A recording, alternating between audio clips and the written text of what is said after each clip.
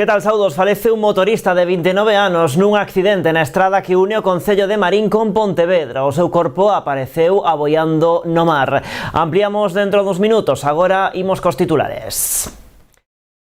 María Deza despídese do concello de Sanxenxo, a primeira tenenta de alcaldía dá o salto á política galega, converténdose na nova directora da Axencia Galega de Infraestructuras. A popular, moi emocionada, despediuse hoxe da corporación. Veciños de Caldas e Portas marchan contra a variante oeste, reclaman que se paralice o proxecto actual e que se abra un proceso de diálogo coa veciñanza. Os alumnos de terceiro B do Colexio Grupo de Ribeira comezaron a semana cun novo titor. A incorporación deste mestre foi posible grazas á presión da comunidade educativa que secundou as mobilizacións da AMPA para contar cun docente a tempo completo nesta unidade. Arranca o Mercanavila na provincia da Coruña. Trátase dunha nova campaña de dinamización comercial que impulsa a Deputación da Coruña. O presidente do organismo provincial, Valentín González Formoso, visitaba en Noia varios comercios que se sumaron á iniciativa para coñecer as súas impresións e animar os consumidores a descargar os bonos e mercar no comercio local. Emeis despediuse este domingo dunha exitosa edición de Meus Viños. As xornadas de autopromoción vitivinícola celebraron o seu 6º aniversario, consolidadas como unha cita imprescindible no municipio. Vémolo todo de contado aquí nas Novas do Día en Canal Rías Baixas.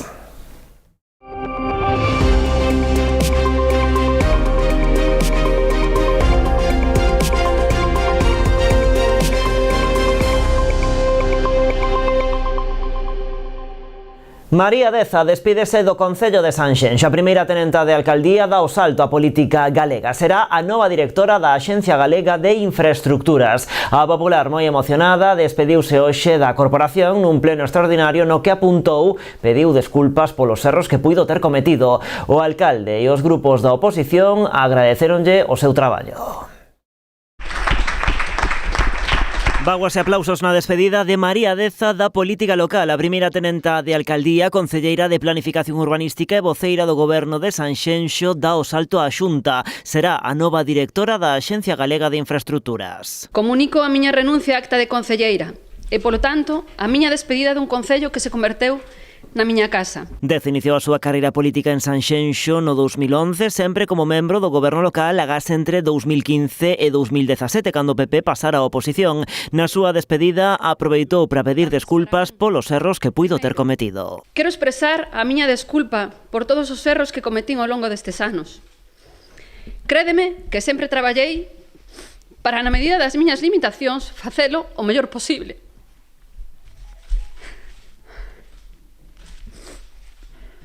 E tivo palabras de agradecemento para a exalcaldesa Catalina González e para o actual rexedor Telmo Martín. En primeiro lugar, a Catalina González, porque foi ela a que por primeira vez confiou en min para ser concelleira. A Telmo Martín, porque ao seu lado aprendín, chorei, gritei, rin, loitei, traballei moito e ensinoume a facerme mellor persoa. E o alcalde, tamén moi emocionado, agradeceulle a Deza o seu traballo. Hoxe é un día de emocións, para min é un día triste, pero tamén é un día feliz. Pero é verdad que po posto que vai María Deza é un posto moi importante tamén para o futuro de Sanxenxo, por tanto creo que temos un valedor máis na Xunta e creo que temos que estar felices. Tamén palabras de agradecemento dende os grupos da oposición. Alá donde vas van a gallar a unha gran persoa e que eses medos non están xustificados, que vas a saber facer un moi bo traballo e que van a gañar contigo. Agradecerche o trato exquisito que tuveche sempre con nós, independiente das diferencias políticas, pero a nivel persoal, comigo personalmente e co grupo, tuveche sempre un trato exquisito. Coa marcha de Deza, a seguinte na lista do PP é Arabela Deza, que aínda non está confirmado que vai asumir a súa acta como concelleira. Agárdase tamén que esta marcha supoña unha reestructuración do goberno local para repartir as distintas responsabilidades que ata hoxe xestionaba María Deza, entre elas a primeira tenencia de alcaldía e a portavocía do goberno. Bueno, pois antes dese pleno no que se formalizou a renuncia de María Deza, a Corporación de Sanxenxo celebrou outra sesión extraordinaria. Nela deuse luz verde á expropiación de 2 parcelas para executar o proxecto do Camiño do Castro en Dorrón, unha actuación que vai ser financiada con fondos do Plan Máis Provincia da Deputación de Pontevedra e que terá un investimento de máis de 400.000 euros. Tamén saiu adiante, neste caso cos votos a favor do Grupo Popular, a abstención do BNG e o voto en contra dos socialistas, a proposta de alcaldía para cambio de cualificación da parcela municipal da Rúa das Cunchas, expropiada á familia Rocafort, para convertila de zona verde a equipamento dotacional múltiple. O goberno sanxenxino defendeu a proposta indicando que as características do espazo non son as idóneas para unha nova área verde. A oposición cargou contra esta proposta por ocultar, dixeron, que equipamento quere poñer ali o goberno local. BNG e PSOE acusaron o executivo de Telmo Martín de falta de transparencia. E intercambio de reproches hoxe no pleno de Pontevedra no relativo á xestión de fondos europeos. A corporación votou por unanimidade unha modificación de crédito por algo máis de 560.000 euros. Estes cartos procedentes do Plan de Sustentabilidade Turística en Destino dos fondos Next Generation estaban destinados inicialmente ao financiamento da Vía Verde, pero como finalmente a Deputación de Pontevedra comprometeuse a asumir o investimento, o Concello decidiu empregar estes cartos a mellora enerxética e acústica do mercado de abastos. Esta foi a explicación do grupo de goberno que non convenceu o Partido Popular. Para Rafa Domínguez, o executivo toma esta decisión para evitar perder máis fondos europeos pola súa ineficaz xestión. E é que Domínguez está convencido de que Pontevedra perderá 2,2 millóns de euros conseguidos pro destape do Río dos Gafos. Pola súa banda, tanto BNG como PSOE criticaron o traballo de Rafa Domínguez na Deputación de Pontevedra. A administración que aseguran perdeu xa máis de 4 millóns de euros en proxectos de departamentos que son responsabilidade do voceiro popular. Este tramo tenía que estar acabado, yo creo que es el 31 de marzo de este año y no iba a estar acabado, por eso modifican ustedes los fondos. La gente tonta no es. Bueno, yo creo que ahora no se pueden quejar de la Diputación, medio millón más que van. La pregunta es, ¿cómo es posible que se gestione tan mal desde el Concello de Pontevedra los fondos europeos? Vamos a votar a favor porque no queremos que se pierdan los fondos, vamos a votar a favor porque además nos parece bien que vayan al mercado, pero desde luego la tramitación de los fondos europeos en el Concello de Pontevedra es penosa. Agradezo de novo a súa preocupación, pero se hai un campeón da incompetencia na xestión de fondos europeos, señor Domínguez, ese é vostede.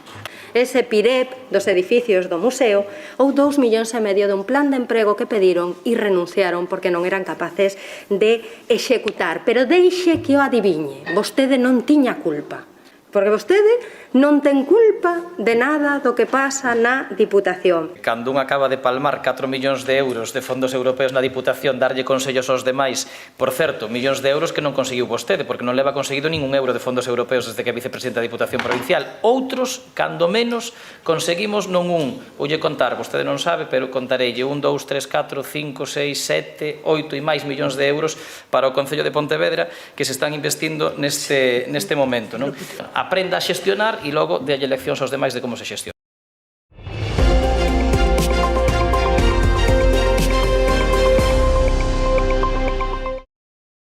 Un motorista de 29 anos e veciño de Marín morreu esta pasada madrugada nun accidente na estrada P11 que une o concello mariñense con Pontevedra.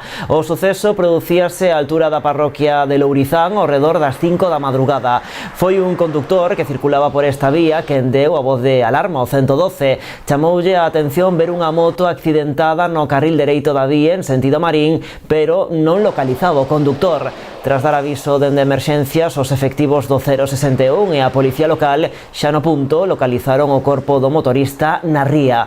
Foi precisa a intervención do equipo de rescate acuático de Salvamento Marítimo e os bombeiros de Pontevedra para recuperar o cadáver do mozo, que se atopaba a uns 30 metros da costa.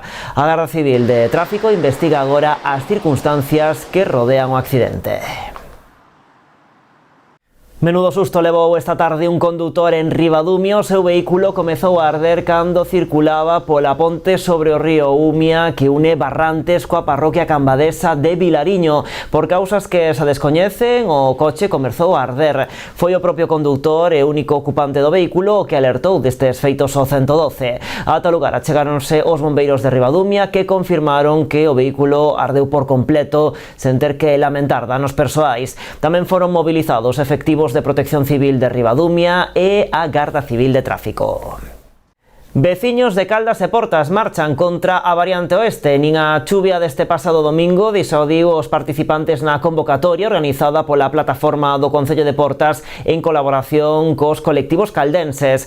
Ducias de veciños cubriron os 5 km de traxecto entre Tibo e Godos nunha nova protesta contra o proxecto impulsado dende o Ministerio de Transportes. Acompañaron a súa marcha con lemas como variante non, queremos outra solución ou a variante mata o rural. Consideran que se trata dunha infraestructura cun gran impacto social, económico, ecolóxico e patrimonial, por iso anuncian que manterán as accións informativas e as movilizacións nos vindeiros meses. Reclaman que se paralice o proxecto actual e que se abra un proceso de diálogo coa veciñanza. O alumnado de terceiro B do Colexio Grupo de Ribeira comezou a semana cun novo titor. A incorporación deste mestre foi posible grazas á presión da comunidade educativa que secundou as movilizacións da AMPA para contar cun docente a tempo completo nesta unidade. Tras 6 semanas de movilizacións que, ademais de protestas, caceroradas e escritos, incluíron unha recollida de sinaturas e o seguimento masivo da folga, a comunidade educativa do Ceipo Grupo conseguiu finalmente o seu obxectivo. Esta mañá incorporábase a mestra que asumirá a titoría de terceiro B durante todo o curso. A situación no cole agora é unha situación de normalidade, onde non só se recuperou esa normalidade no propio terceiro B, con unha titora de referencia que os nenos e as nenas pois se poden acudir non só a nivel académico, sino tamén a nivel emocional, que é fundamental en esas idades de 7 e 8 anos como teñen esos nenos e nenas, sino tamén no resto do alumnado e no resto do profesorado, porque se poden retomar e incluso iniciar proxectos educativos que estaban paralizados. A Consellería de Educación deu finalmente marcha atrás e tras reiteradas negativas autorizaba finalmente a incorporación dun docente en sustitución da titular da praza que marchara en comisión de servizo, corrixindo así o que dende o centro sempre consideraron un erro administrativo. Estábamos falando de que se deu unha circunstancia de unha vacante producida por unha comisión de servicios da titular da plaza e que mentre esta titular da plaza estaba cubrindo outro posto de traballo en outro colexio, facendo o seu traballo en outro colexio, aquí estaba esa vacante. Se mañá se produce unha vacante por enfermidade dun profesor, automáticamente se cubre, ou unha vacante por outro motivo, como foi este por unha comisión de servicios por cuidado de un familiar. E, polo tanto, era un erro administrativo, porque se debería haber cuberto automáticamente coas listas de sustitución de interinaxe e non se fixo. Unha vez que o curso empezou e que ese fallo se detectou, era unha tontería seguir mantendo ese pulso coa comunidade educativa de non chamando, porque tes o catálogo cuberto. O catálogo estaba claro que, pese a estar cuberto, está obsoleto porque contemplaba 12 unidades de primaria cando o colexio tiña 13 e de aí esa falta de titora. Tras a incorporación desta mestra, a AMPA desconvocou as protestas que se celebraban cada luns e procedeu á retirada das pancartas á fachada do colexio, a excepción da que reza por un ensino público de calidade. Aínda así, a pesar de que a principal demanda está cuberta, seguirán a insistir ante a Consellería sobre o resto de necesidades do centro, como a reforma da antiga comisaría, a sustitución da cuberta do anexo de infantil, a posta en marcha do novo ascensor, o pintado da fachada do edificio principal ou o arranxo do pabillón. Bueno, pois tamén a alcaldesa de Ribeira quixo felicitar a toda a comunidade educativa na consecución desta demanda na que contaron co apoio de toda a corporación.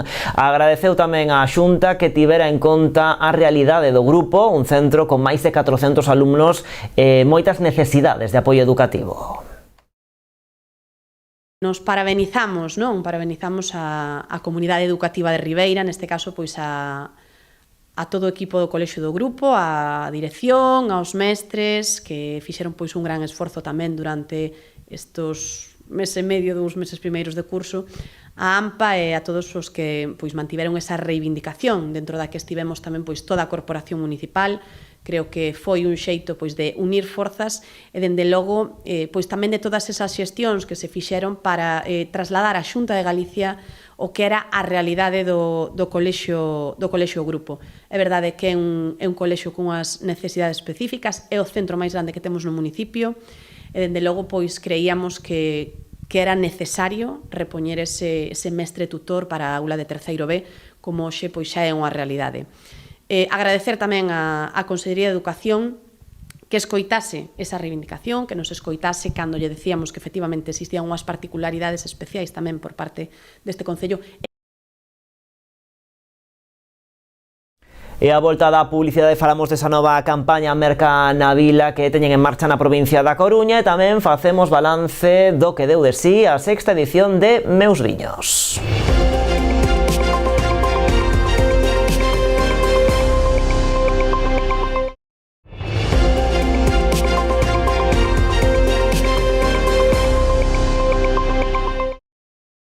Pois aquí estamos, nas novas, en Canal Rías Baixas. O Concello de Ribeira presentou 5 propostas alternativas para o emprazamento da futura residencia. A Consellería de Política Social reservará unha partida d'1 millón de euros nos vindeiros orzamentos para iniciar o procedimento que permita dotar ao municipio dun servizo tan necesario. Un total de 5 alternativas de terreos, todos eles clasificados para equipamento no plan urbanístico. Esta foi a proposta inicial do Concello de Ribeira á Consellería de Política Social para avanzar no procedimento para dotar o municipio dunha residencia. Estas 5 parcelas son de suelo de equipamento e con un trámite pois bastante sinxelo, que non tería por que salir deste Concello, pois poderíamos conseguir unha licencia prácticamente directa. Polo tanto, estamos a falar de parcelas nas parroquias. Na súa maior parte temos unha parcela en Corrubedo, unha en Oleiros, unha en Carreira, unha en Artes e unha tamén no que é o casco urbano de Ribeira. Polo tanto, pois ese primeiro ofrecemento á Xunta de Galicia, agradecementos, como digo, á Conselleira por querer de primeira man coñecer cales son eses solares e a partir de aí, pois, agardemos que hoxe luns xa estén na mesa das asistencias técnicas da Xunta de Galicia para poder ser estudadas con máis detenimento e poder avanzar pois no que é a tramitación dunha obra estratégica para Ribeira como esta. Agora serán os técnicos de política social os encargados de avaliar as propostas para decidir a que mellor se adapte ás necesidades da futura residencia, para que a Xunta reserva unha partida d'1 millón de euros con cargo ao orzamento de 2026, que permitirá iniciar a tramitación previa á licitación do proxecto. Gustaríame aclarar que en ningún momento a Xunta de Galicia dixo, nin agora, nin fai 6 meses, que non fose a facer a residencia de maiores. O único que manifestou a Xunta de Galicia é que a parcela que estaba nese momento pois elixida, a parcela desta curva, non era idónea, non era apta para poder facer esa residencia pola nova pois normativa que se puxo en vigor pois tras a dana. A partir de aí, o único que debe facer un goberno proactivo é buscar alternativas. En 6 meses vimos como o anterior goberno pois non propuxo absolutamente nada. A nós nos parece que a xente na calle nos pregunta moitísimo pola residencia, nos parece que é un proxecto estratégico super importante e, polo tanto, nesta primeira semana nos reunimos cos técnicos e buscamos pois as primeiras parcelas, unha primeira tandada de parcelas, porque todavía non vamos a decir que non poidan aparecer máis. Segundo a alcaldesa, a presentación destas propostas pon de manifesto o compromiso do novo Executivo para reactivar infraestruturas que levaban tempo paralizadas, retomando o diálogo con outras administracións e deixando atrás a división. Bueno, pois dende o BNG de Ribeira ven neste anuncio un uso partidista dos fondos públicos por parte da Xunta para chantaxear os concellos que non son da súa cor política. Insisten en que esta reserva d'1 millón de euros para a residencia chega despois de meses de parálise e excusas injustificadas do goberno galego cunha clara intención de bloqueo que responde a intereses políticos e non técnicos. O exalcalde voceiro do Bloque, Luis Pérez Barral, lembra que solicitou ata en 13 ocasións unha reunión coa conselleira para desbloquear o proxecto das Saíñas, que contaba con toda a documentación favorable agás o último informe de Augas de Galicia. Non recibiron resposta, polo que consideran dende o BNG que se trata dunha mostra máis do trato discriminatorio que reciben os concellos con gobernos diferentes ao Partido Popular. E máis política, o PSOE de Rianxo volve denunciar que o goberno municipal por segundo ano consecutivo non presentou as contas de 2024. Os socialistas advirten da sensación de opacidade e falta de control interno, ademais do incumprimento da obriga legal de aprobar as contas antes do 31 de marzo do ano seguinte. Insisten en que non se levou a pleno ningunha proposta de recoñecemento extrajudicial de crédito ao longo de todo este ano e aluden aos numerosos reparos de intervención levados polo alcalde en referencia á autorización de obras financiadas con subvencións sen o visto bo administrativo, poñendo en risco a estabilidade financeira do concello. A esta situación engaden o retraso no pago a provedores que, nin algún caso, acumulan máis dun ano de demora. Exixen, polo tanto, un maior rigor orzamentario e o cumprimento dos prazos legais, dando prioridade nos pagos ás numerosas empresas e provedores locais que sosteñen a actividade socioeconómica do municipio. Cambiamos de asunto. A Xunta reserva 2,4 millóns de euros no orzamento do 2026 para executar unha área de inundación controlada na zona de Valdecorvos, en Pontevedra. A intervención, con cargos a fondos da Consellería de Medio Ambiente, ten como obxectivo rematar coas inundacións en Padre Fernando Olmedo, asolagamentos que se producen ao coincidir as chuvias intensas coa marea alta. Así, a idea pasa por construir unhas lagoas inundables no parque de Valdecorvos dotadas con comportas, unha instalación que permitiría reter a auga. Augas de Galicia está en conversas co Concello de Pontevedra dende hai ao redor dun ano. De feito, tanto a Xunta como a Administración local colaborarán para levar adiante este proxecto. Nesta zona, na que levamos 25 anos soportando inundacións, o goberno de Alfonso Rueda vai investir 2,4 millóns de euros para que por fin esas inundacións que terían que ter sido resoltas polo alcalde nos últimos 25 anos, como non o fixo, o vai facer o presidente Alfonso Rueda. E falamos agora de empregos. Concellos de Boiro, A Pobra e Rianxo volverán desenvolver de xeito conxunto unha nova edición do Programa Integrado de Emprego para o curso 2025-2026. Os tres concellos recibiron unha subvención da Consellería de Emprego, Comercio e Migración por un importe de 220.000 euros para poder executalo coa finalidade de lograr unha maior empregabilidade na comarca. Pro novo curso, o enfoque será diferente, cunha renovación case total das actividades formativas co obxectivo de adaptarse ás novas necesidades e demandas das empresas da zona. O programa ofertará formacións en acompañamento en transporte escolar, organización de almacén, operacións básicas de caixa, técnicas e procedementos de limpeza en aloxamentos ou xestión de recepción, entre outras. Ademais, contará con formación adaptada ao manexo de novas tecnoloxías como Office, iniciación á creación de páxinas web, sinatura digital, chat GPT e inteligencia artificial. O programa terá unha duración dun ano, en el poderán participar unhas 100 mulleres e homes desempregados e inscritos como demandantes de emprego.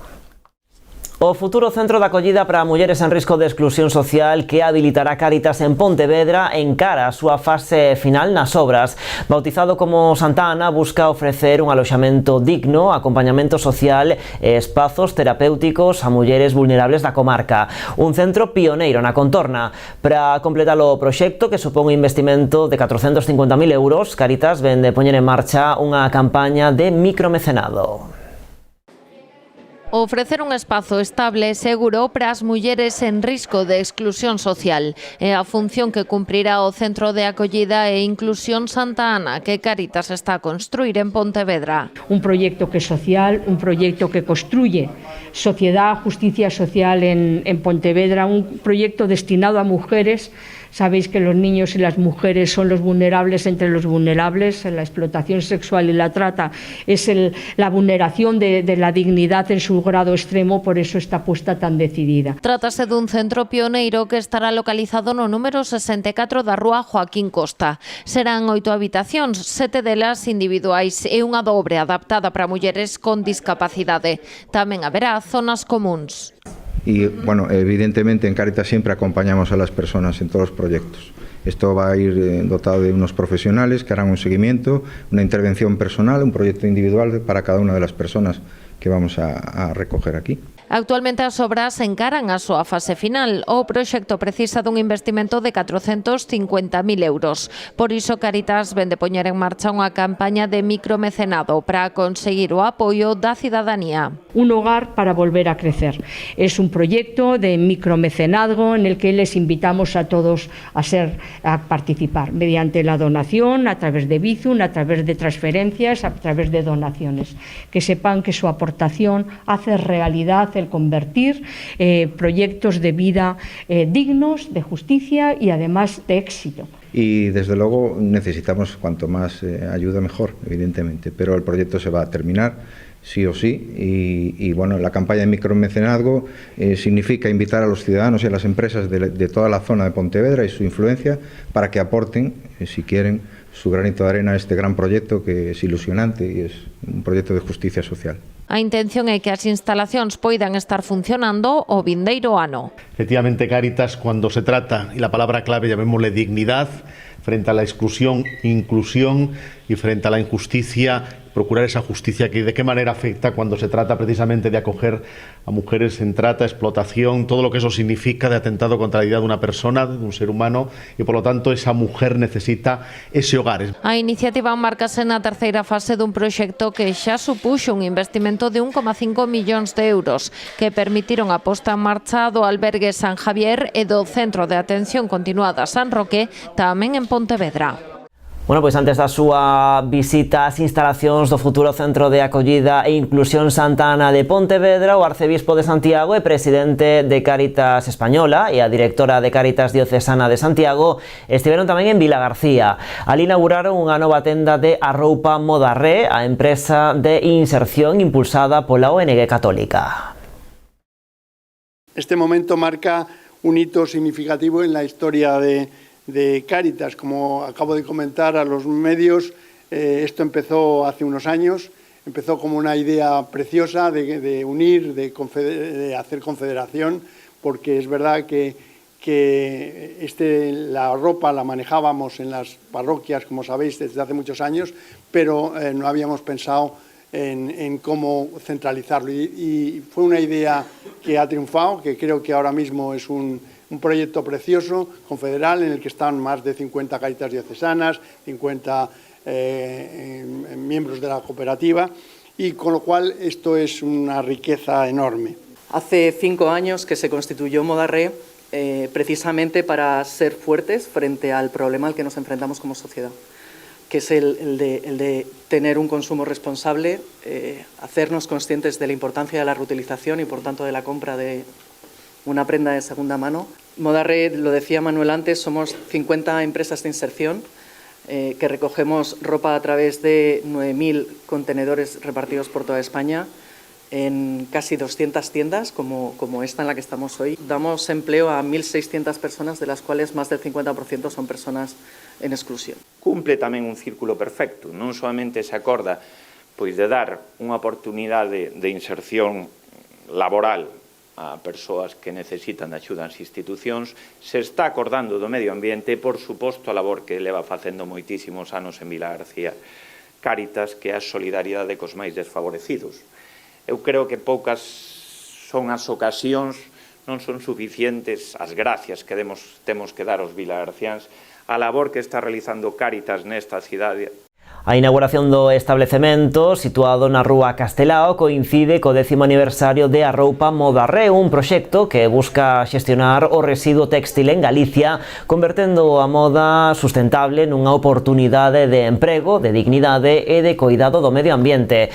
Esta nova tenda será tamén un recurso social ao servizo de Cáritas, xa que permitirá que as persoas acompañadas pola entidade accedan á roupa a través de vales gratuitos de compra en formato QR. Búscase garantir así un acceso digno e normalizado, fuxindo dos estigmas ou das distincións respecto dos demais clientes. Cabe destacar que a roupa que chega ás tendas de Arroupa Modarré procede de doazóns da cidadanía nos colectores habilitados. Despois, clasifícase na planta da entidade. O 100% dos ingresos que se obteñen coa venda destas prendas reinvístense en emprego inclusivo e en programas sociais de Cáritas. Esta mañá arrancaba a campaña de dinamización comercial Mercanavila da Deputación da Coruña. O presidente do organismo provincial visitaba en Noia varios comercios que se sumaron a esta iniciativa. Le coñeceu as responsables desas tendas e tamén animou os consumidores a descargar os bonos e mercar no comercio local. Esta mañá comezou a descarga dos bonos da campaña da Deputación da Coruña Mercanavila, coa que o organismo provincial busca a dinamización comercial en todos os concellos da provincia de menos de 20.000 habitantes. O presidente da institución provincial, Valentín González Formoso, visitaba en Noia varios dos comercios que se sumaron a esta iniciativa para coñecer de primeira man as súas primeiras impresións e animar os consumidores a descargar os bonos e mercar no comercio local. Hai unha vila que se precie, que teña carácter propio, historia propia, tradición propia, se non aposta polos seus comercios. A Deputación aposta por primeira vez, de forma rotunda, por eles. De feito, como digo, son 6 millóns de euros para unha soa provincia e para concellos de menos de 20.000 habitantes. Outras iniciativas de outras administracións, neste caso a Xunta de Galicia, o bono comercio, son 7,5 millóns de euros para 4 provincias e incluindo a todas as cidades de Galicia. Por lo tanto, o impacto que esperamos mover aquí é moito maior nesta provincia, falamos de 25 millóns de euros nun período curto de tempo, o cal, xusto antes das Navidades, probablemente seña un prolegómeno de actividade comercial inédito na provincia. Dende os concellos da zona agradeceron esta iniciativa da Deputación, que vai a ter, segundo eles, un impacto grande nun sector, como é o comercio, cun peso importante nas economías locais. Bueno, vou a presumir, quitar un pouco de peito, e creo que é o municipio que máis comercios adheridos ten o programa, o que demostra, como dixen antes, a importancia e o peso que ten o comercio local na economía da vila. Eu creo que é unha boa iniciativa, creo que vai ser un éxito, e desde aquí animamos ao presidente que volva a facer para o ano que ven este tipo de iniciativas e que surja o noso comercio local, que está dotado de grandes comercios e que é verdad que está pasando unha mala época debido a outro tipo de comercios como é online, non? A campaña Mercanavila conta cun orzamento de 6 millóns de euros, cos que se prevé mobilizar preto de 25 millóns de euros en vendas. Os bonos de desconto xa se poden descargar na web mercanavila.gal. Serán un máximo de 100 euros por persoa, que poderán aplicar descontos automáticos de entre 5 e 15 euros en función do importe de cada compra, sempre que se realicen nos establecementos adheridos ao programa. Os descontos estarán dispoñibles ata o 20 de novembro ou ben ata que se esgote o orzamento dispoñible. Se den de alta na aplicación, porque ao final non olviden que son 100 euros por cabeza para persoas maiores de 18 anos, por tanto é unha boa axuda, un bo incentivo para comprar.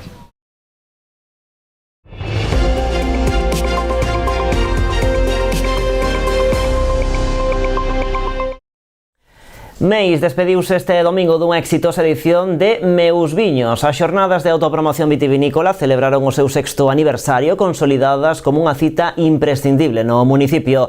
A resposta do público foi tal que a organización esgotou as 2.500 copas que tiña dispoñibles xa o sábado. Na cita tamén destacou este ano o irmandamento co concello asturiano de Cangas del Narcea.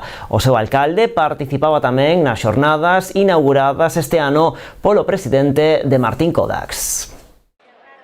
As 2.500 copas rotuladas coas que contaba o Concello de Meis para esta 6ª edición de Meus Viños esgotáronse o sábado. Isto daba a mostra do éxito que tiveron estas xornadas de autopromoción do sector vitivinícola, unha cita que arrancaba o pasado venres co pregón a cargo do presidente de Martín Kodax. Meis convértese de novo no epicentro da cultura, do traballo e da paixón polo viño.